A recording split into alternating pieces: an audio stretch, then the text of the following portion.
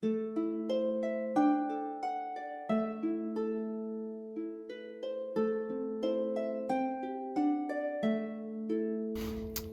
there, my name is Mr. Pete. I am a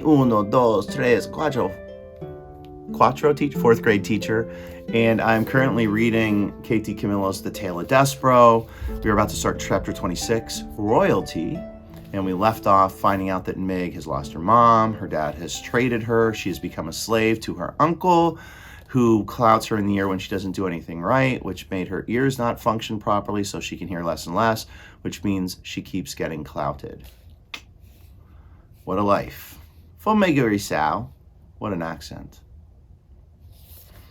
When Meg turned 7 years old, there was no cake, no celebration, no singing, no present, no acknowledgement of her birthday at all, other than Meg saying, "Uncle, today I'm 7 years old."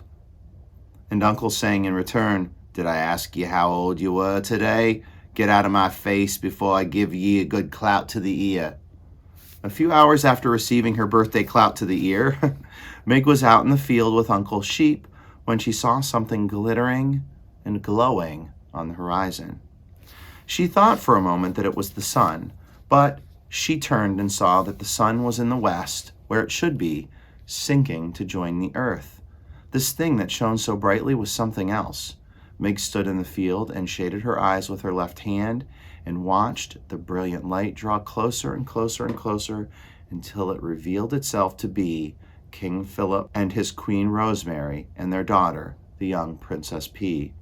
The royal family was surrounded by knights in shining armor and horses in shining armor, and atop each member of the royal family's head there was a golden crown, and they were all, the king and the queen and the princess, dressed in robes decorated with jewels and sequins that glittered and glowed and captured the light of the setting sun and reflected it back. All imagery there, painting this picture of the royal family coming towards Meg.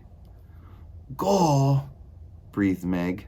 The Princess P was riding on a white horse that picked up its legs very high and set them down very daintily. Daintily, that's setting them down very perfectly and very soft. The P saw Meg standing and staring, and she raised a hand to her. "Hello," the Princess P called out merrily. "Hello." And she waved her hand again. Meg did not wave back. Instead, she stood and watched, open-mouthed, as the perfect, beautiful family passed her by. So she couldn't hear, so she didn't wave back to Princess P. "Papa," called the princess to the king, "what is wrong with the girl? She will not wave to me." "Never mind," said the king. "It is of no consequence, my dear." "But I am a princess, and I wave to her. She should wave back." Meg, for her part, continued to stare. Looking at the royal family had awakened some deep and slumbering need in her. It was as if a small candle had been lit in her interior, sparked to life by the brilliance of the king and the queen and the princess.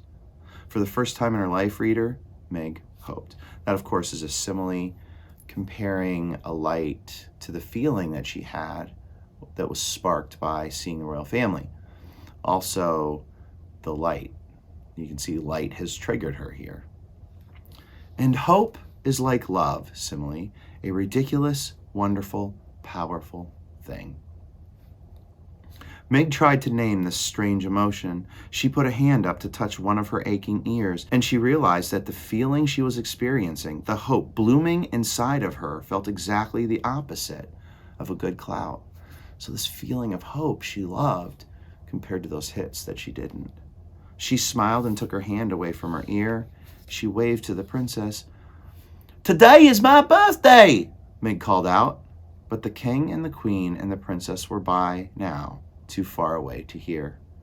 "Today," shouted Meg, "I am 7 years old." And that's where we're going to stop. We are heading to chapter 27, A Wish, but we see here Meg and the princess cross paths. The princess tries to wave to Meg, and Meg doesn't hear her yelling to her, which would have been interesting. Instead, Meg just is so taken by this beautiful sight And then finally, when she waves, the princess has passed and has that conversation with her dad about why she's not listening. And the king's like, oh, she's a peasant. It doesn't matter. So this really interesting spark, though, is lit in Megrissau. And I guess we will find out later where that spark leads to. Is there a fire brewing? All right, we will check that out. Thank you so much for joining me. Click the like button, click that subscribe button, click that bell. Make sure you come and visit my books. These are not my books, by the way. These are just my analyzing and my reading so that you guys can get some help when we so desperately need it. And please make sure you leave comments to all the teachers out there. Please join me. Let me know that you're connected to me. I'll connect to you, and we maybe can build this wonderful resource for the kids and for us adults to share these books in a very authentic way and analyze them so that the kids understand. Okay? Click that like button, click that bell, subscribe, leave comments, and I will see you on the next page. I don't know why I'm still talking in French. French has left us, but I don't care. I like to. Adieu.